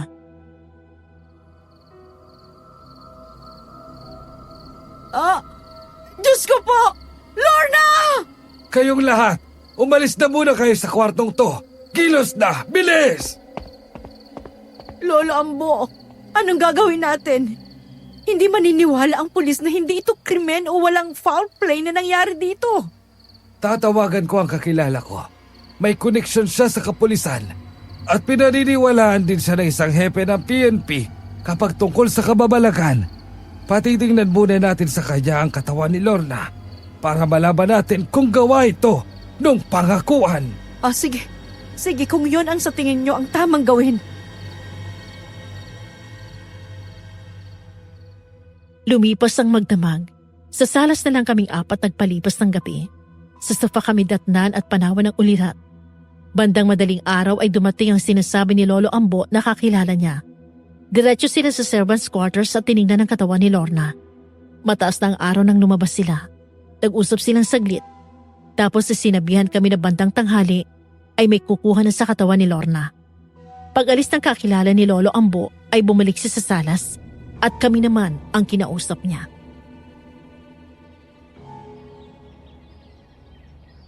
Anong sabi ng kakilala mo, Lolo Ambo? Gawa ng isang nilalang ang nangyari kay Lorna. Ang espesyal na unit na pinababahalaan ng kakilala niyang pulis ang kukuha sa katawan mamaya. Pero may mas malaki tayong problema. At kayo, George at Josephine, ang pangunahing sangkot. Ano? Bakit kami? Maintindihan ko kung ako lang. Sa akin galit ang nilalang na yon. Pero bakit dami si Josephine? Mabutit alam mong ikaw talaga may kasalanan ng lahat ng to. Pero sangkot si Josephine dahil siyang ipinaghiganti ng pangakuan na yon. Ha? Paano? Wala akong balak magiganti kina George at Vanica. Bahala na sila sa buhay nila. Yan ang sabi mo. Pero iba ang pakay ng pangakuan. Dahil punong-puno ng puot si Yuki. Hindi niya gusto na naaapi ang mama niya. At hindi siya matatahimik hanggat hindi nagbabayad ang may kasalanan sa iyo. Ni Yuki? Bakit natadawit ang pangalan ng anak namin dito, Lolo Ambo? Nang mangako ka sa shrine na yon, isang Yuki Onna ang nakarinig. Ginawa niyang guardian siya ni Yuki. At nang mamatay ang anak niyo, ipinahiram niya ang katawan niya kay Yuki para makasama niya ulit si Josephine at maiganti. Maiganti? Kanino? Sa amin ni Vanica? Ay hindi, sa kapitbahay niyo. Lolo Ambo naman. Abay loko itong si George. Tatanong-tanong pa. Ikaw nagunggong kang lalaki ka. Makinig ka. Hindi mo alam ang hangganan ng pagmamahal ng anak niyo para dyan kay Josephine. Anong sinasabi niyo? Hindi ko kayo maintindihan. Sinasabi ng isang ina ay hindi kailanman malilimutan ng kanyang anak. Pero para sa inyong anak na si Yuki, ang pagmamahal ng isang anak para sa kanyang ina ay nagpapatuloy hanggang sa kabilang buhay. Yuki? Josephine, kailan mo huling nakita si Yuna? Si Yuna? Kailan nga ba? Medyo matagal-tagal na din siyang hindi nagagawi dito. Hindi talaga siya pupunta dito dahil nanghihina na ang Yuki Onna na nagpapahiram ng katawan niya sa anak mo. Isa pa, malaki-laki ang pinsalang natamo ng pangakuan nang sabungin ko siya ng sulo.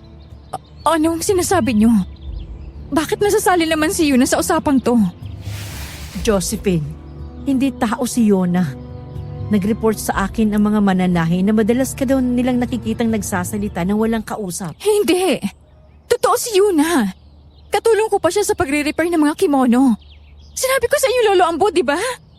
Josephine, nakita kitang may kinakausap at tinatawag mo na Yuna. Pero walang tao. Ikaw lang ding mag-isa mo ang nananahi. At ang dahilan ng biglang pagtulog ng mga mananahi ay dahil sa kinakain ng Yuki Onna ang enerhiya nila. Ano? Teka, hindi ko maintindihan. Si Yuna, ay ang anyo ng Yuki Onna na ipinahiram ang katawan sa anak mong si Yuki. Nagbalik si Yuki sa tabi mo bilang si Yuna. Hindi mo ba napansin? Lumalamig ang paligid kapag nakikita mo si Yuna. Ngayong nabanggit niyo yan. Oo, parang ganun na nga. Isang palatandaan na may babae ng nyebe sa paligid kapag bumabagsak ang temperatura dahil sa yelo sila nakatira. Isa pa, kailangan nila ng enerhiya para makagalaw. Kaya nang hina ang mga mananahe nang nagtagal sa tabi mo si Yuna.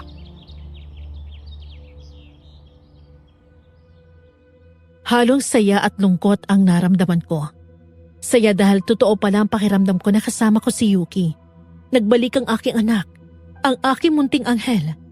Pero nalungkot din ako na napuno ng puot si Yuki dahil lang sa pagmamahal niya sa akin. Oo, proud ako na may kakampi ako. Pero hindi sa paraang nasira ng kabutihan sa puso ng aking anak. 2 nang nasasawi. Hindi ko na gusto pang madagdagan yon. Lumipas ang araw na yon nang walang anumang gulo na sumunod pa. Bagay na labis namin ipinagpasalamat.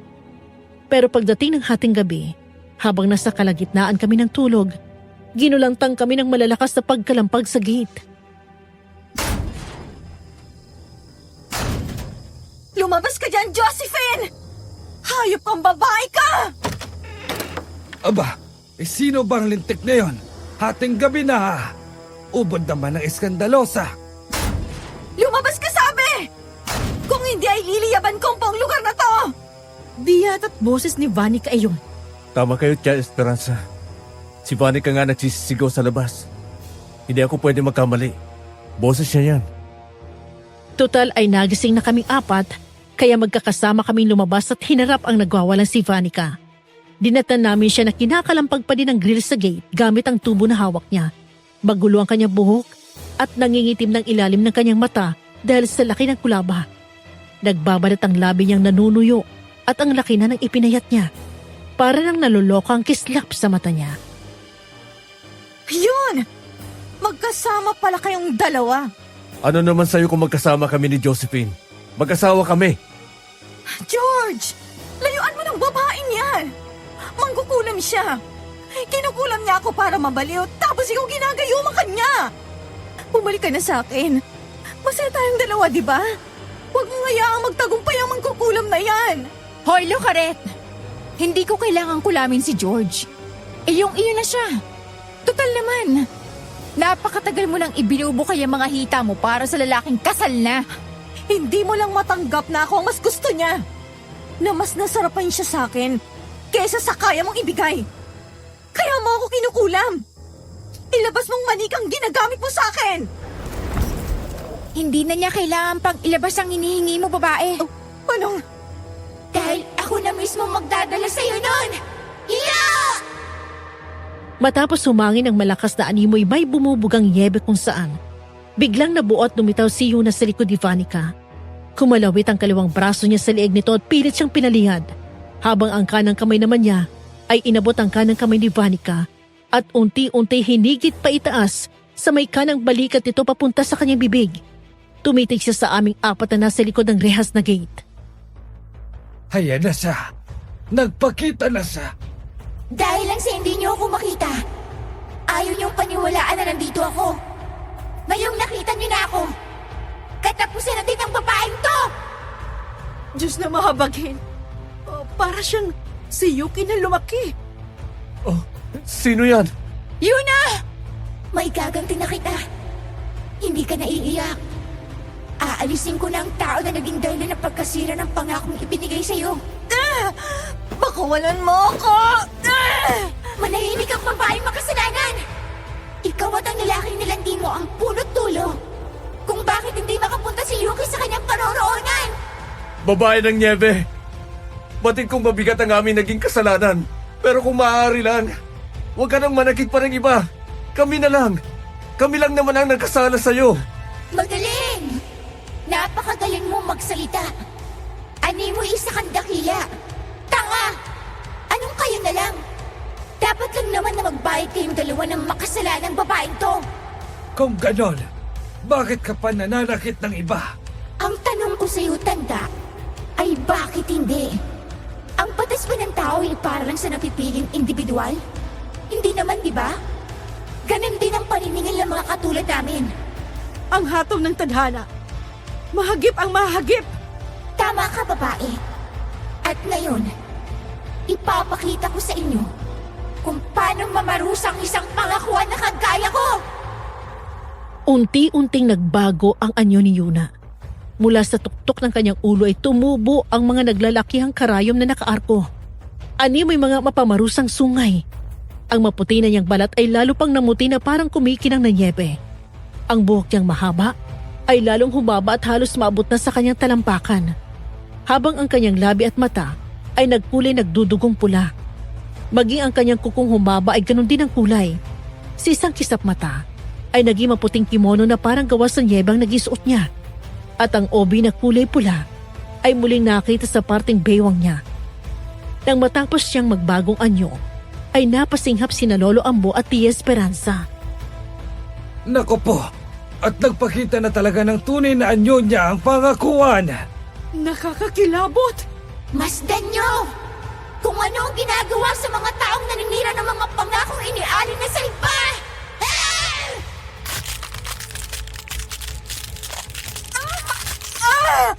Ang daliri ko! Tulungan niyo ako! Kinakain ang daliri ko! Diyos ko po! Buong hinliliit ni Vanica ay ubod diin na kinagat ng pangakuan. Kinagat niya yon hanggang sa tuluyan na putol. Pagkatapos ay nginuya niya yun na para bang kumakain lang siya ng masarap na putahe. Habang nakatitig siya sa aming lahat, pagkatapos noon ay gumapang ang kaliwang kamay niya sa bibig ni Vanica. Pilit niyang ibinuka yun gamit ang kanyang mga daliri. Pagkatapos ay hinigit niyang dila nito. No! Anong gagawin mo sa akin? Bitiwan mo dila ko! Sumpang pangako! Kung sino man na magsinungaling sa paglunok ng 10,000 karayom, siya ay papatayin! Hindi! Ayoko! Wag! Anong nangyayari? Anong nangyari? Bakit nakakaganon si Vanica? Isinasakatuparan na ng pangakuan ang parusa kay Vanica. Anong ginagawa mo? Ang sakit! Tulong! Tulungan niyo ako! Parang awa niyo na!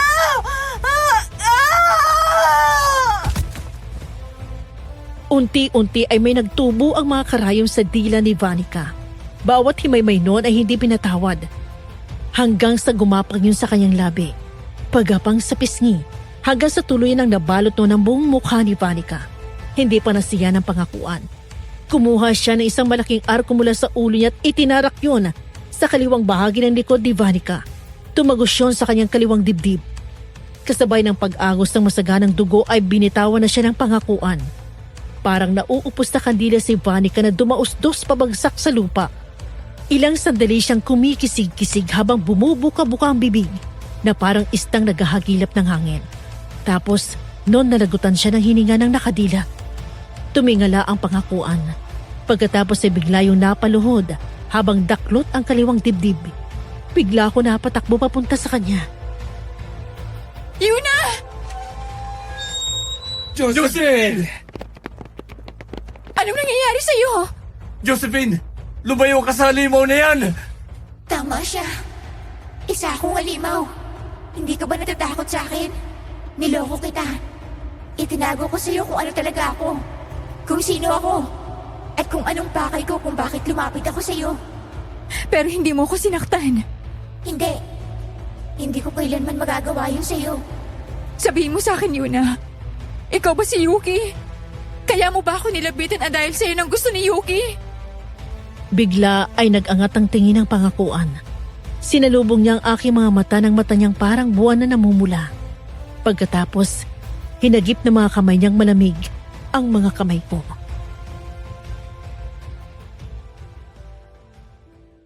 Miss na miss ka na niya. Awang-awa din siya sa'yo. Sa mga huling sandali niya, ay ikaw ang iniisip niya. Nalulungkot siya na iiyak ka daw kapag nakita mo siyang patay. Dahil alam niyang mahal na mahal mo siya. Yuki, mahal niya talaga ako. Mula sa sinapupunan mo, ay binantayan ko na si Yuki. Magmula nung makita ko kayo ng asawa mo sa templo. Kaya nang marinig ko siyang humiling, ay pinagbigyan ko siya. Naghihina ka na, babae ng Niebe. Marapat ka nang umuwi sa pinanggalingan mo. Kung di ay tuluyan ka nang maglalaho, mawawala din ang gabay ni Yuki patungo sa dapat niyang puntahan. Hindi pa tapos ang mission ko, tanda. Hindi pa nagbabayad ang lalaking sumira ng pangako niya. Lumabas na din sina Tia Esperanza, Lolo Ambo at George. Nang marinig ni George sa sinabi ni Yuki Onna, ay lumapit siya sa amin at lumuhod sa harap nito. Matiin niya itong tinitigan. Kung ako ang tinutukoy mo ay heto ako. Gantihan mo na ako para matahimik ka na. Huwag mong isiping nagpapakabayani ka. Hindi. Alam ko nagkasala ako. Kulang pa ang buhay ko para mapagbayaran ang nagawa ko. Pero kung ang kamatayan ko ang magpapatahimik sa kaluluwa ng aming anak, heto ako. Kitlan mo ako ng buhay. Papa? Bakit mo kasi sinaktan si Mama? Yuki! Anak ko! Sa saglitang pagdaan ng hangin ay biglang nagbago ang boses ni Yuna. Lumiit yun, para naging bata. Maging ang paraan ng pagsasalita niya ay parang sa isang bata. At nang marinig ko yun, alam ng puso kong ina na siya si Yuki. Yuki! Bakit ka po nakipag-kiss kay Ninang Vanica? Hindi mo ba love si Mama at ako? Bakit mo po binigay ang promise mo? I'm so sorry, Yuki baby. Mali si Papa. Naging marupok si Papa. Patawad, anak. Dahil sa pagiging mahina ko ay napahamak ka. Wala akong kapatawaran, anak. Ang lungkot-lungkot ko, Papa. Kasi umiyak si Mama, gawa mo. Kahit ang kaibigan ko na si Yuna, nagalit sa'yo. Sabi niya ba't daw ang nagbe-break ng promise? Oo, anak. Mali talaga si Papa. Maling-mali ako. Mama! Mama, ang dilim! Bakit madilim? Biglang dumilim! Ang lamig! Hindi ko na kayo makita ni Papa! Nasaan ka, Mama? Yuki! Nandito si Mama. Hawak kong kamay mo. Heto ako. Nabibilang ng oras, Josephine. At ikaw, lalaki. Talaga bang nagsisisi ka na? Sa kaibuturan ba ng puso mong makasalanan? Talaga bang gusto mong pagbayaran ang iyong kasalanan? Oo. Kahit pabuhay ko ang ibayad ko. Maswerte ka. Kahit nagkasala ka, mahal ka pa rin ng anak mo. Kaya naman itong kukunin kong bayad mo.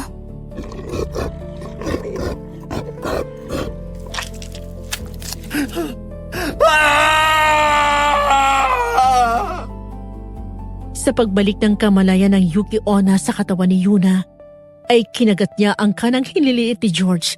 Kinain niya yon. Napasigaw si George sa sakit. Si Tia Esperanza naman ay napatalikod at si Lolo Ambo ay napangiwi na lang sa nangyayari. Nang matapos ang pagnguya, ay muling nagsalita si Yuna. Hinang-hina na siya. Tandaan mong araw na to, lalaki. Ang putol mong kanang hiniliit, ang magpapaalala sa iyo na ang pagbibitaw ng pangako ay isang sagradong bagay. Hindi yung pinapakawalan lang dahil sa gusto mo o dahil sa bugso ng damdamin. Oo, tatandaan ko. Huwag ka nang magkakamali. Dahil sa oras na sumira ka muli sa pangako mo, magbabalik ako't palalamunin kita ng 10,000 karayom. Josephine, hanggang dito na lang ang maipapahiram ko kay Yuki. Maraming salamat, Yuna. Bago kami tuluyang umalis, ay may gusto daw hilingin sa iyo si Yuki. Mama, nakikita na ulit kita! Yuki! Sabi ni Yuna, aalis na kami. Hahatid na niya ako sa pupuntahan ko. Doon daw hindi na kita makikita. Doon daw kita hihintayin. Para kapag papunta ka na doon, Hindi ka na matakot kasi nandun na ako para silubungin ka. Oo, anak. Hintayin mo si Mama. Magkikita po ulit tayo. Pero Mama, sabi ni Yuna, kailangan ko daw makatulog para makapunta na kami doon. Pwede po bang kantahan mo ko nung song mo kapag papatulugin mo ko? Yung kinakanta mo kapag nagtutalk tayo sa phone? Oo naman, anak. Kahit ilang ulit pa kitang kantahan. Anumang pigil ang luha ko, hindi ko na nagawa pang pigilan ang pag-uunahan ng pumatak. Niyakap ko mahigpit ang katawan ni Yuna na kasalukuyang inuukupa ng kaluluwa ni Yuki. Sinababasag kong boses sa pagitan ng pag-iyak ay ipinagheli ko si Yuki. Tulog na aking anak. Tutulog na ako, Mama. Sa aking mga dasal, kahit karga ko'y alaalay ka pa rin ng mahal. Mahal din kita. At kung di na maulit ang duyang kahoy sa kubo, sa puso ko'y abang buhay. Hanggang sa kabilang buhay. Inele pa rin kita, anak ko.